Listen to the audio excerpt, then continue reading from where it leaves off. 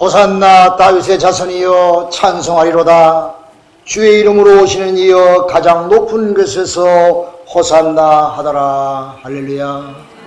주님은 어린 나귀 새끼를 타고 예루살렘에 입성하셨습니다. 수많은 사람이 예수를 환영하면서 호산나 했지요.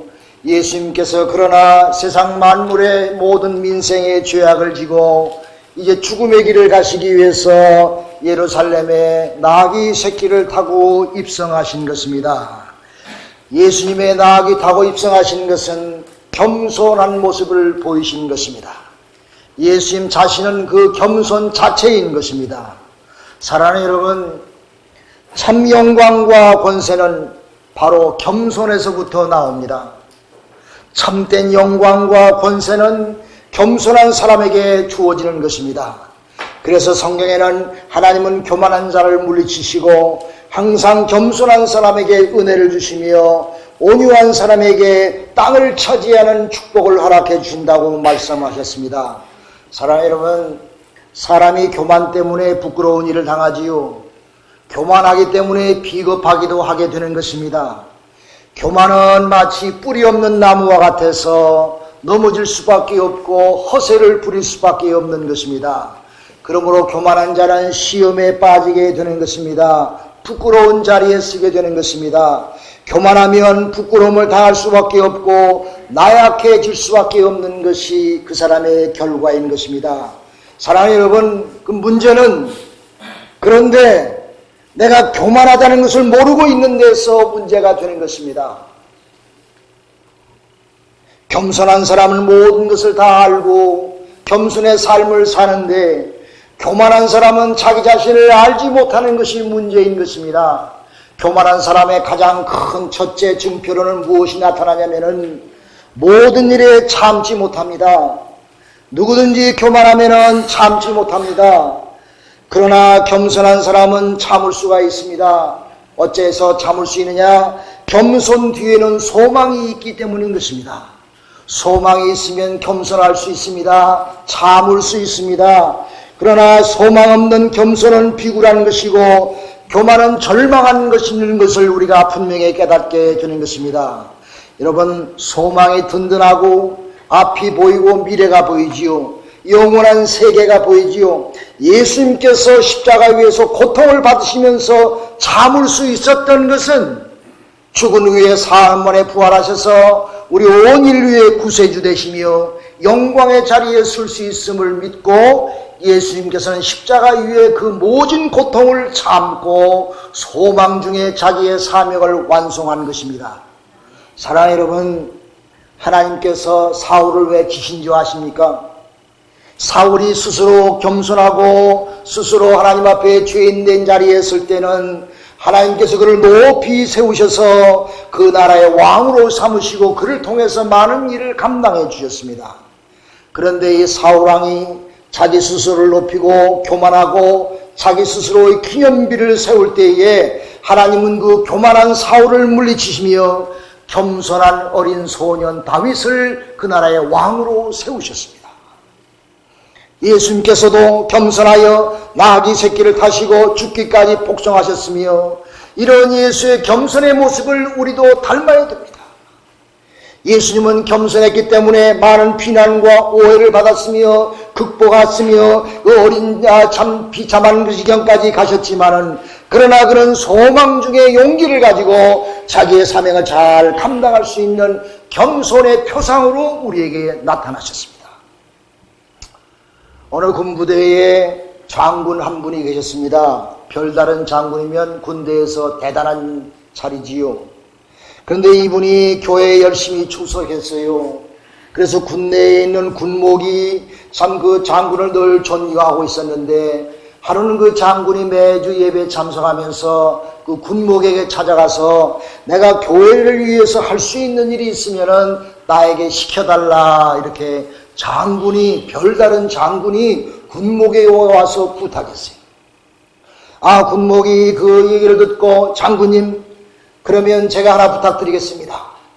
주일날 예배 전에 30분 전에 오셔서 안내석에서 사병들에게 주보를 나누어 주세요. 그런데 장군님 사복 입고 오지 마시고 정복 입고 오시고 훈장도 달고 별도 달고 오셔서 사병들에게 주보를 나누어 주세요 그랬어요. 참 이 어떤 면으로 이 군목이 장군에게 시킬 걸 시켜야지. 그런데 이 장군님은 네 제가 그렇게 하겠습니다 이렇게 대답하고 그 다음 주일날 번쩍번쩍하는 표를 달고 훈장을 달고 교회에 30분 전에 나와서 사병들이 교회에 들어오는데 격려를 하면서 주보를 이렇게 나누어 주었어요. 상상도 못할 일이죠. 군대에서 사병들이 그 장군을 바라보며 감동을 받습니다. 그 소문이 전 진영에 퍼져가지고 많은 사병들이 교회로 몰려오기 시작했어요. 옛날에는 교회가 텅텅 비었는데 그 장군님의 헌신된 겸손한 모습 하나 때문에 그 교회가 꽉 차게 됐습니다. 사병들이 다 나오게 됐어요. 장교들도 다 나오게 됐습니다. 그 소문이 군대 진영에 퍼지기 시작했어요. 군대의 어떤 장군님이 사병들에게 인사를 하며 주일날 장교복을 입고 대장복을 입고 주보를 논아준대. 아마 사병 가운데서 좀 심술 있는 친구는 대장한테 인사받고 싶어서 나온 사람도 있을 거예요. 여하튼 그래가지고 그것이 소문이 나가지고 장군님 이름이 높이 들림을 받고 훌륭한 높은 자리, 많은 사람들이 선망하는 그런 높은 자리에까지 진급했다고 하는 그런 아름다운 이야기가 있습니다. 사랑하는 여러분, 이 장군님은 예수님을 닮은 사람입니다.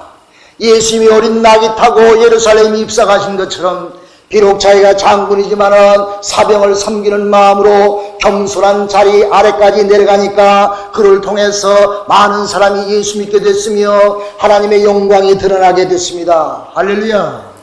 할렐루야. 여러분 솔직히 말해서 사람들은 겸손한 사람을 좋아합니다. 똑똑하고 난처하고 교만한 사람 싫어합니다.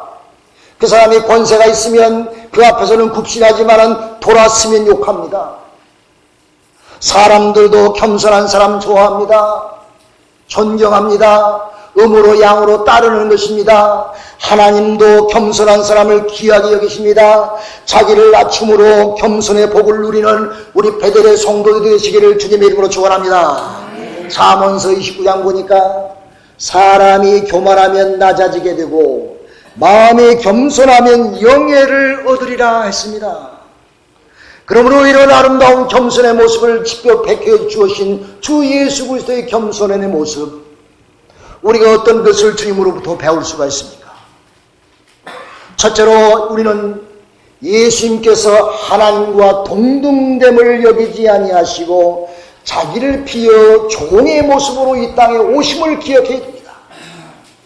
창조하신 하나님과 동등하신 그분이 인간의 모습으로, 죄인의 모습으로 왕궁에서 나시지 아니하고 마국간에서 냄새나는 그곳에서 태어나신 것을 우리는 기억해요. 그래서 빌립보 2장 보니까 그는 근본 하나님의 본체시나 하나님과 동등됨을 취할 것으로 여기지 아니하시고 오히려 자기를 비워 종의 형체로 가지사 사람들과 같이 되셨고 사람의 모양으로 나타나사 자기를 낮추시고 죽기까지 복종하셨으니 곧 십자가에 죽으심이라 그랬습니다. 할렐루야. 주님께서 하나님의 아들이고 존귀하신 분이 사람의 모습으로, 죄인의 모습으로 이 땅에 섬기는 종의 모습으로 오셨다. 정말로 겸손의 모습인 것입니다. 예수님은 나귀를 타고 입성하지 아니했습니다. 500년 전에 이미 나귀 타고 예수님께서 오심을 예언했지만은 그 말씀 그대로 스가랴 9장 9장의 말씀처럼 시온에 따라 크게 기뻐할지어다. 예루살렘에 따라 즐거이 부를지어다.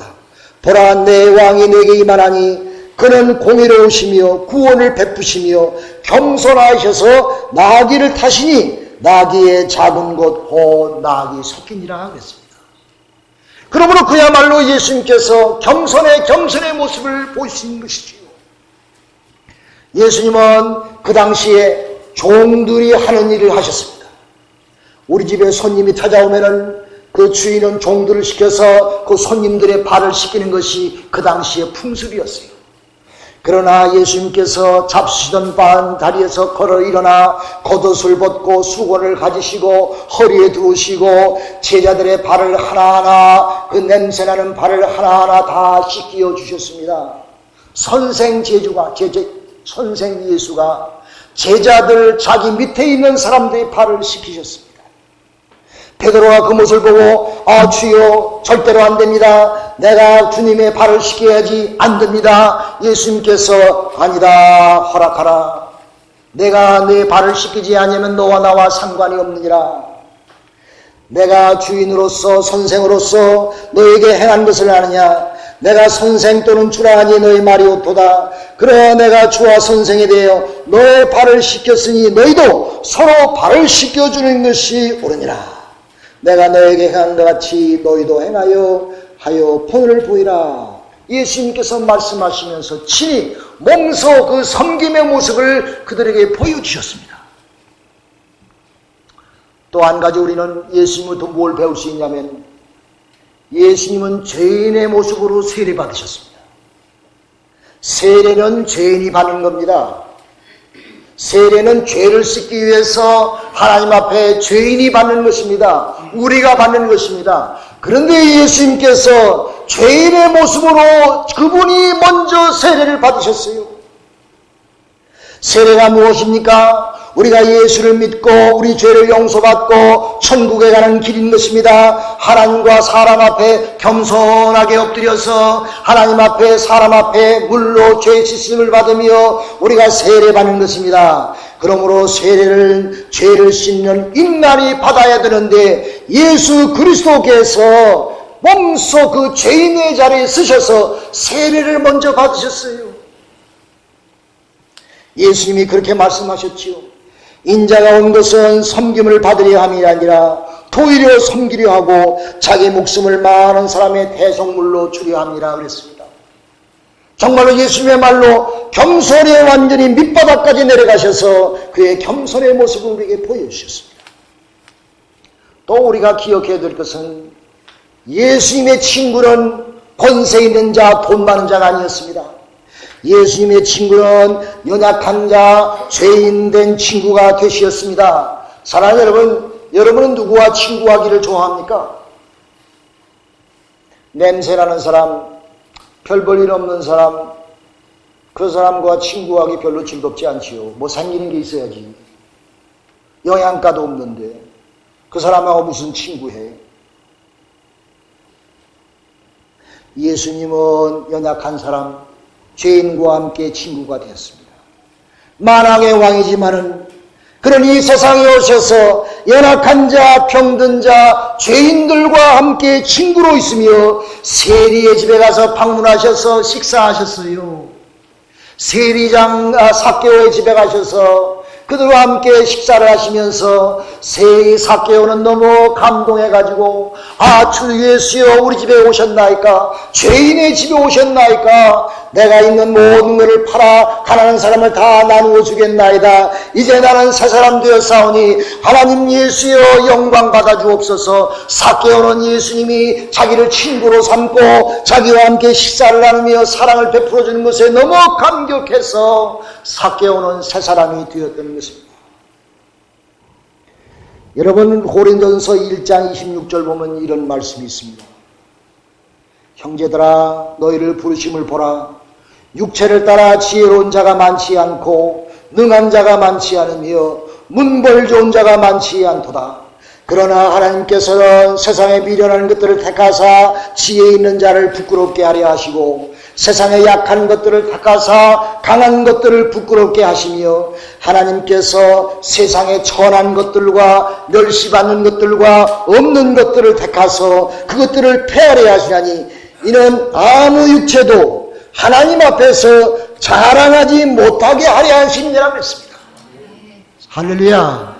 하나님이 왜 배우지 못한 어부들을 택해서 그의 제자로 삼으시고 세계를 복음화하셨습니까? 무식하고 성격 급하고 아주 무식한 베드로를 택하셔서 예수는 수제자를 삼고, 예수는 베드로를 통해서 제자의 수제자로서 믿음의 반석으로서 그의 신앙 고백 위에 교회를 세우며, 베드로가 하나님의 능력을 받아 큰 역사를 이루게 했습니까? 왜? 하나님의 스스로의 영광을 위하여. 모든 민생들, 똑똑한 사람, 있는 사람, 잘난 체 하는 사람 다 부끄럽게 하시게 하기 위하여 주님께서는 이처럼 죄인들의 친구가 되시며 약한 자의 친구가 되시며 우리 베델 성도들의 친구가 되신 줄로 믿으시기를 주님의 이름으로 축원합니다. 예수님은 우리에게 말로만 하신 것이 아니라 스스로 본을 보이셨어요. 우리나와 같이 낮추지 아니하면 내가 천국에 가지 못하다 그랬어요. 너희 중에 큰 자는 먼저 섬기는 자가 되어야 된다 그랬습니다. 높이는 자는 스스로 먼저 자기를 낮추는 자가 되어야 된다고 하셨습니다. 무릇 자기를 높이는 자는 낮아지고 자기를 낮추는 자는 높아지리라 말씀하셨어요. 예수님은 겸손하게 우리의 죄를 대신 짊어지셨어요. 우리 안에 있는 모든 죄악들, 음행과 탐욕과 거짓과 교만과 이기심과 탐심과 미움, 이 모든 죄를 예수님이 대신 지시고 죄인으로 걸어가셨습니다. 우리에게 생명을 주시기 위하여, 우리의 죄를 용서하시기 위하여, 천국의 백성으로 삼게 하기 위하여 주님은 자기가 겸손한 모습으로, 죄인의 모습으로 십자가를 지고 골고다 언덕을 올라가셨습니다. 그러므로 우리는 무엇보다도 예수님의 겸손을 배워야 됩니다. 여러분, 실제로 신앙 좋은 사람, 믿음 좋은 사람은 첫째도 둘째도 셋째도 겸손한 사람입니다. 교회 모든 사람들에게 덕을 끼치며 정말 우리 김아무개, 이아무개, 저 성도님은 정말 겸손한 사람이야. 그럴 때 하나님께서 여러분을 통해서 큰 역사를 이루게 될 줄로 믿으시기 바랍니다. 장군님이 사병에게 인사하며 주보를 비는 그런 소문이 방방곡곡에 퍼진 것처럼 우리 베델 성도 여러분의 아름다운 겸손한 모습이 이 제단을 통해서 이 프랑스에 퍼져나가기를 주님의 이름으로 축원합니다. 그러면 김 집사, 김 장로, 그분 겸손한 모습을 나도 배워야지. 그 사람을 따르는 사람이 많게 되어 있습니다. 여러분, 워싱턴 DC에 가장 영향이 있는 교회 가운데서 맥린 바이블 처치라고 있습니다. 그 교회 목사님이 론 솔로몬이라는 목사님인데 이분이 청년 때 망난이었어요. 드럭, 크라임, 오만 가지 죄를 지면서 정말 망나니 짓 앞장서서 하던 사람이었어요. 그가 노스캐롤라이나 대학에 다니면서 나쁜 짓을 도맡아 앞장서서 하던 사람이었는데 진짜 여러분 웹사이트에 들어가지고 쳐보세요. 그 사람 목사 얼굴 보면 좀 그렇게 생겼어. 근데 이 사람이 자기 대학에 매주 토요일마다 빠짐없이 어느 부부가 나와서 전도지를 주었습니다. 그래서 어느 날 이 솔로몬 청년이 그 전도지를 받으려고 그랬는데 받지 않았어요. 대학에 있는 사람들이 다 그 부부가 와서 전도하는데 별로 즐거워하지 않았어. 그런데 어느 날 그 관심이 있어서 그가 주는 전도지를 받고 싶은 생각이 들었어요. 그래가지고 이 솔로몬 청년이 그에 가서 전도지를 받았더니 전도지를 받는 순간 그 전도하는 사람 부부가 잠깐 오늘 저와 시간을 잠깐 가질 수 있을까요? 이렇게 이야기했어요. 이 청년은 당황했습니다. 당황한 순간에 다음 토요일 합시다. 그러고 그 자리를 빠르게 나왔어요. 그랬더니 그 부부가 하는 말이 청년, 당신이 다음 토요일 날 여기 없을지도 몰라요. 그 한마디 하더래. 자기가 토요일 날 여기 없을지도 모른대. 그 말이 이상하게 자기 마음에 꽂혔어요.